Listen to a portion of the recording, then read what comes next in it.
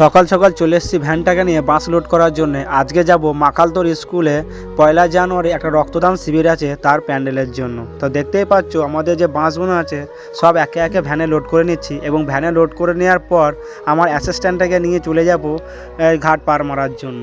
একে একে যত বাস আছে প্রথম বড় বাসগুলোকে নিচ্ছি, তারপরে ছোট বাসগুলোকে একে একে নেওয়ার পর সমস্ত বাসটাকে ভালো করে বেঁধে নেব, যাতে ঘাটের ধারে উঠতে এবং পার মারতে কোনো রকম অসুবিধা না হয়। তাই দেখতে পাচ্ছ সমস্ত বাস ভালো করে সুন্দর করে বেঁধে আমি ভ্যানটাকে নিয়ে চলে এসেছি আমাদের গঙ্গাধার যাওয়ার রাস্তায়।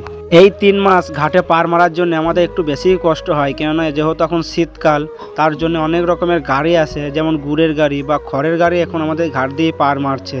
তার জন্য দেখতেই পাচ্ছ আমি চলে এসেছি বেলায় বেলায় ঘাটে পার মারার জন্যে। শুধু দেখো নৌকায় লোকের ভিড়, এবং এই যে লাইনগুলো আছে এগুলো সব ভেসেলে পার মারবে, এরপরে আমি পার মারবো। তার জন্যেই আমি ভ্যানটাকে সাইড করে দাঁড় করিয়ে নিই, আর ওই যে ভেসেলটা যাচ্ছে ও পারে পার মারবে তারপরে আসবে। আর আমি চলে আসি বিলটুর কাছে। বিলটুকে বলার পর আমাকে বিলটু নৌকায় তুলে নেয়, এবং নৌকায় দেখতেই পাচ্ছ ভ্যানটাকে সুন্দর করে তুলে নেই, এবং ভ্যানটাকে এপারে এসে নামিয়ে রেখে আমি পুনরায় চলে